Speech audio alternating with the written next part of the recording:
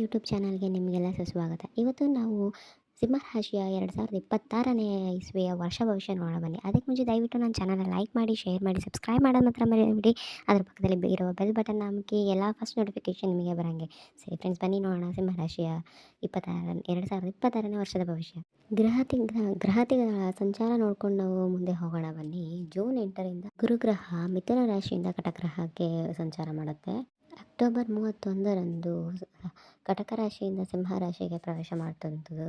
December 13ಕ್ಕೆ ವಕ್ರ ಆಗೋ ಸಾಧ್ಯತೆ ಸಮೇತ ಇರುತ್ತೆ. ಶನಿ ಗ್ರಹ ವರ್ಷ ಇಡೀ ಮೀನರಾಶಿಯಲ್ಲೇ ಇರೋವಂಥದ್ದು.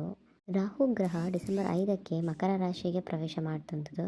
ಇನ್ನು ಅದೇ ದಿನ ಕೇತು ಗ್ರಹ ಕಟಕ ರಾಶಿಗೆ ಪ್ರವೇಶ ಮಾಡುವಂಥದ್ದು. ಈ ಸಂಚಾರಗಳು ನಿಮ್ಮ ರಾಶಿಗೆ ಹೇಗೆ ಪರಿಣಾಮ ಕೊಡುತ್ತೆ ಅನ್ನೋದು ನೋಡೋಣ ಬನ್ನಿ.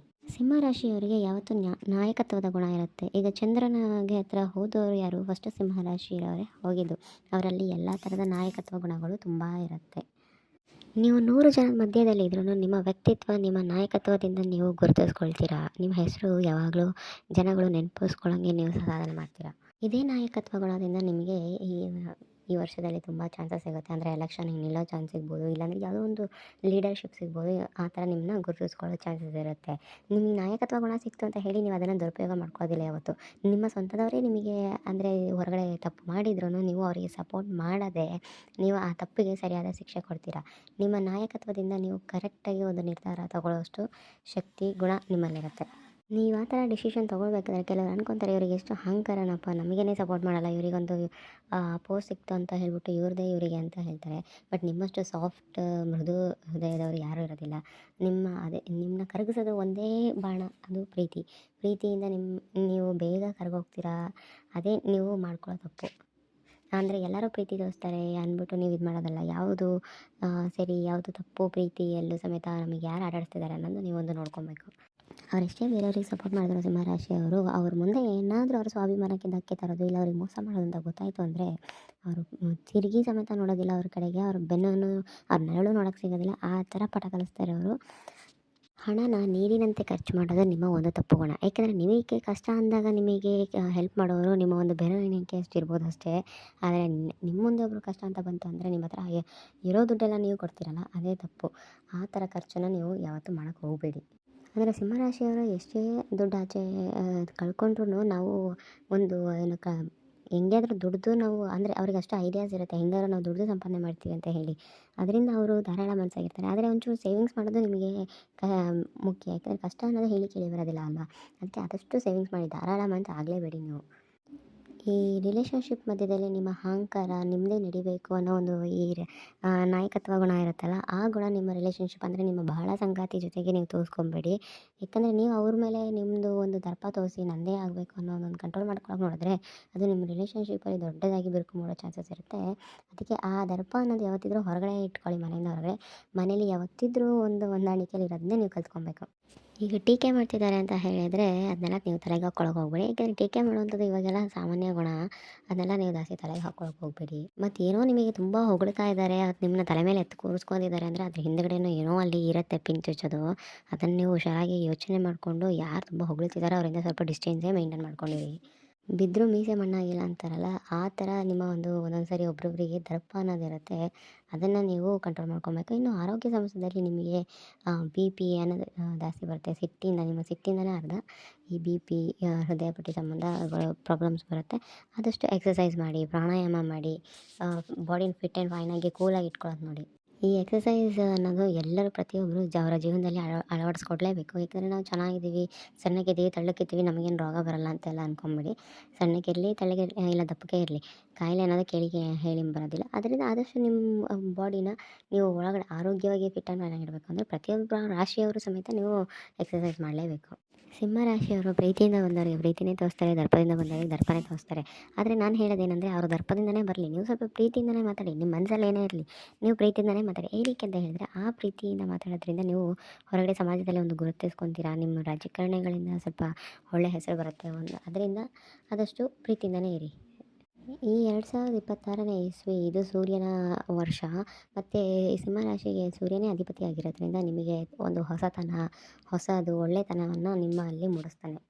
ಸಿಂಹ ರಾಶಿಯವರಿಗೆ ಇದು ಖಂಡಿತವಾಗ್ಲೂ ಹೇಳಿ ಮಾಡಿಸಿದ ವರ್ಷ. ತುಂಬ ಲಾಭದಾಯಕವಾಗಿರುತ್ತೆ. ನೀವು ಅಂದ್ಕೊಂಡಿದ್ದ ಕೆಲಸ ಈ ವರ್ಷದಲ್ಲಿ ಆಗೇ ಆಗುತ್ತೆ. ಆದರೆ ನೀವು ಮಾಡ್ತಿರೋ ಕೆಲಸದಲ್ಲಿ ನೀವು ಸ್ವಲ್ಪ ನಿಯತ್ತಾಗಿ ಒಳ್ಳೆತನದಲ್ಲಿ ಮಾಡಿ ಎಲ್ಲನೂ ಯಶಸ್ವಿಯಾಗುತ್ತೆ. ಇನ್ನು ಹೊರಗಡೆ ಖಾಸಗಿ ಕಂಪ್ನಿಯಾಗಲಿ ಗೌರ್ಮೆಂಟ್ ಕಂಪ್ನಿಲಾಗಲಿ ಕೆಲ್ಸಕ್ಕೆ ಹೋಗ್ತಿರೋರಿಗೆ ನೀವು ಏನಾದ್ರು ಪ್ರಮೋಷನಿಗೋಸ್ಕರ ನೀವು ತುಂಬ ಕಷ್ಟಪಡ್ತಾ ಇದ್ದರೆ ನೀವು ಆ ಕಷ್ಟಗಳಿಗೆಲ್ಲ ನಿಮಗೆ ಪರಿಹಾರ ಆಗುವಂಥ ಇದು ಈ ವರ್ಷ ನಿಮಗೆ ಈ ವರ್ಷದಲ್ಲಿ ನಿಮಗೆ ಖಂಡಿತವಾಗ್ಲೂ ಪ್ರಮೋಷನ್ ಅನ್ನೋದು ಇದ್ದೇ ಇರುತ್ತೆ. ನಿಮ್ಗೊಂದು ಜುಲೈ ಅಷ್ಟೊತ್ತಿಗೆ ನಿಮಗೆ ಪ್ರಮೋಷನ್ ಸಿಕ್ಕೇ ಸಿಗುತ್ತೆ. ಇನ್ನು ಯಾರಾದ್ರು ಜಾಬಿಗೆ ಹುಡುಕ್ತಾ ಇದ್ದರೆ ಅವರಿಗೂ ಒಳ್ಳೆ ಜಾಬ್ ಆಗುತ್ತೆ. ಇನ್ನು ಅವರು ಸ್ವಂತ ಕೆಲಸನ ಅಂದರೆ ಅವರೇನೋ ಮಾಡ್ತಾ ಇರ್ತಾರೆ, ಅವ್ರಿಗೆ ಸ್ವಂತ ಇದು ಅದನ್ನು ಎಕ್ಸ್ಪ್ಯಾಂಡ್ ಮಾಡ್ತಾ ಇದ್ದೀರಾ ನಿಮ್ಮ ಜಾಬ್ನ ಅಂತ ಹೇಳಿದರೆ ಅವರಿಗೆ ಇದು ಒಳ್ಳೆ ಗ್ಯಾರಂಟಿ, ನಿಮಗೆ ಒಳ್ಳೆ ಸಮಯನೇ ಇದು, ನೀವು ಮಾಡ್ಬೋದು. ಮತ್ತು ನೀವು ಮುಂಚೆ ಏನಾದರೂ ಸ್ವಲ್ಪ ಸಾಲಗಳಲ್ಲಿ ಸಿಲುಕಿಕೊಂಡಿದ್ರೆ ನಿಮಗೆ ಆದಷ್ಟು ಈ ವರ್ಷದಲ್ಲಿ ನಿಮ್ಮ ಸಾಲಗಳೆಲ್ಲ ಮುಕ್ತಿಯಾಗಿ ನೀವು ನಿಮಗೆ ಒಳ್ಳೆ ದಾರಿ ಸಿಗುತ್ತೆ. ಆದರೆ ನೀವು ಸಾಲ ಹೋಯ್ತಲ್ಲ ಅಂತ ಖರ್ಚನ್ನು ಜಾಸ್ತಿ ಮಾಡಬೇಡಿ. ನೀವು ಸ್ವಲ್ಪ ಅಮೌಂಟನ್ನು ಉಳಿತಾಯ ಮಾಡೋದು ಕಲೀರಿ. ಬೇರೆಯವರಿಗೋಸ್ಕರ ದಾನ ಶೂನ ಕರ್ಣ ಆಗಬೇಡಿ. ನಿಮ್ಮ ಒಂದು ಭವಿಷ್ಯಕ್ಕೋಸ್ಕರ ನೀವು ಸೇವಿಂಗ್ಸ್ ಮಾಡಿಟ್ಕೊಳ್ಳಿ. ಇನ್ನೂ ಯಾರಾದ್ರು ಹೂಡಿಕೆ ಮಾಡೋವಂಥವ್ರು ಇದ್ದರೆ ನೀವು ಶಾರ್ಟ್ ಟರ್ಮ್ಗಿಂತ ನೀವು ಲಾಂಗ್ ಟರ್ಮ್ ಇದಕ್ಕೆ ನೀವು ಹೂಡಿಕೆ ಮಾಡಿ. ಅಂದರೆ ಈ ಎಲ್ಲಿಯಾರು ಎಸ್ಟೇಟ್ಸ್ ಮೇಲೆ, ಗೋಲ್ಡ್ ಮೇಲೆ ಇನ್ವೆಸ್ಟ್ ಮಾಡಿ. ಈ ಥರ ಇದ್ರ ಮೇಲೆ ಇನ್ವೆಸ್ಟ್ ಮಾಡಿ. ಹಣಕಾಸಿನ ವಿಷಯದಲ್ಲಿ ಈ ವರ್ಷ ತುಂಬ ಚೆನ್ನಾಗಿರೋದ್ರಿಂದ ನೀವು ನೋಡ್ಕೊಂಡು ಮಾಡ್ಕೊಂಡು ಯಾವುದಕ್ಕೆ ಕೈ ಹಾಕಬೇಕು ಅಂದ್ಕೊಂಡು ನೀವು ಖರ್ಚನ್ನು ಮಾಡಿ. ಇನ್ನು ಪ್ರೀತಿಯ ವಿಷಯಕ್ಕೆ ಬಂದರೆ ಸಿಂಹ ರಾಶಿಯವರಿಗೆ ಈ ವರ್ಷದಲ್ಲಿ ಸ್ವಲ್ಪ ಬಿರುಕು ಮೂಡುವಂಥ ಸಂದರ್ಭಗಳಿರುತ್ತೆ. ಅದು ಪ್ರೀತಿನೇ ಆಗಲಿ ಇಲ್ಲ ಮ್ಯಾರೇಜೇ ಆಗಲಿ, ಅದರಿಂದ ನೀವು ತುಂಬ ಹುಷಾರಾಗಿ ನೀವು ಹೆಜ್ಜೆ ಇಡಬೇಕಾಗತ್ತೆ. ನಿಮ್ಮ ಸಂಬಂಧಗಳ ಜೊತೆ ನೀವು ಸ್ವಲ್ಪ ತುಂಬ ಸೂಕ್ಷ್ಮವಾಗಿರಬೇಕು. ಅವ್ರಿಗೆ ಸ್ವಲ್ಪ ಟೈಮ್ ಕೊಡಬೇಕು. ಇದೇ ನಿಮ್ಮ ಈಗ ನಿಮ್ಮ ರಿಲೇಷನ್‌ಶಿಪ್ ಬಿರುಕು ಮೂಡೋದ್ರಲ್ಲಿ ನಿಮಗೆ ಸೊಲ್ಯೂಷನ್ ಇದೆ. ನೀವು ಅವ್ರಿಗೆ ಸಮಯ ಕೊಟ್ಟಷ್ಟು ನಿಮ್ಮ ರಿಲೇಷನ್‌ಶಿಪ್ ಚೆನ್ನಾಗಾಗುತ್ತೆ. ಇನ್ನು ಸಿಂಹರಾಶಿಯವರಿಗೆ ಈ ತಿಂಗಳು ಈ ವರ್ಷದಲ್ಲಿ ಮದುವೆ ಆಗುತ್ತಾ ಅಂತ ಹೇಳಿದರೆ ನಿಮಗೆ ಇದು ಅಂದರೆ ಒಂದೊಂದು ತಿಂಗಳಲ್ಲಿ ನಿಮಗೆ ಕೇಳ್ಕೊಂಡು ಬಂದ್ಬೋದು ಹೊಸ ಒಂದು ಸಂಬಂಧಗಳು, ಎಂಗೇಜ್‌ಮೆಂಟ್‌ವರೆಗೆ ಹೋಗ್ಬೋದು. ಆದರೆ ಈ ವರ್ಷದಲ್ಲಿ ನಿಮಗೆ ಮದುವೆ ಆಗುವಂಥದ್ದು ನಿಮಗೆ ಸ್ವಲ್ಪ ಸಂದರ್ಭ ಕಡಿಮೆನೇ. ವಿದ್ಯಾರ್ಥಿಗಳಿಗೆ ಈ ವರ್ಷ ಅವರ ಓದು, ಬರಹ ಕಡೆ ತುಂಬ ಚೆನ್ನಾಗಿ ಗಮನ ಇರುತ್ತೆ. ಬೇರೆ ಕಡೆ ಎಲ್ಲ ಗಮನ ಅವರ ಏನು ಡಿಸ್ಟ್ರಾಕ್ಟ್ ಆಗೋದನ್ನ ಹೋಗಿ ಈಗ ಬರೀ ಓದೋದ್ರ ಕಡೆ ಇದು ಮಾಡಿ ಚೆನ್ನಾಗಿ ಅವರು ಎಕ್ಸಾಮ್ಸಲ್ಲಿ ಪಾಸ್ ಆಗ್ತಾರೆ. ವಿದ್ಯಾರ್ಥಿಗಳು ಹೊರಗಡೆ ದೇಶಕ್ಕೆ ಹೋಗುವಂಥದ್ದು ಇದ್ದರೆ ನಿಮಗೆ ಖಂಡಿತವಾಗ್ಲೂ ಲಾಭದಾಯಕವಾಗಿರುತ್ತೆ. ಮತ್ತು ಸ್ವಲ್ಪ ಯಾರಾದ್ರು ಕಾಂಪಿಟೇಷನ್ ಎಕ್ಸಾಮ್ಸ್ ಅಂದರೆ ತುಂಬ ಟೈಮಿಂದ ಬರಿತಾ ಇದ್ದೀರಾ, ಅದ್ರಲ್ಲಿ ಪಾಸ್ ಆಗ್ತಿಲ್ಲ ಅಂತ ಹೇಳಿದರೆ ಈ ವರ್ಷ ನಿಮಗೆ ಹೇಳಿ ಮಾಡಿಸಿದ್ದು ತುಂಬ ಚೆನ್ನಾಗಿ ಪಾಸ್ ಆಗ್ತೀರಾ. ಮೇ ಅಥವಾ ಏಪ್ರಿಲ್ ವಿದ್ಯಾರ್ಥಿಗಳಿಗೆ ತುಂಬ ಲಾಭದಾಯಕವಾಗಿರುತ್ತೆ ತಿಂಗಳು.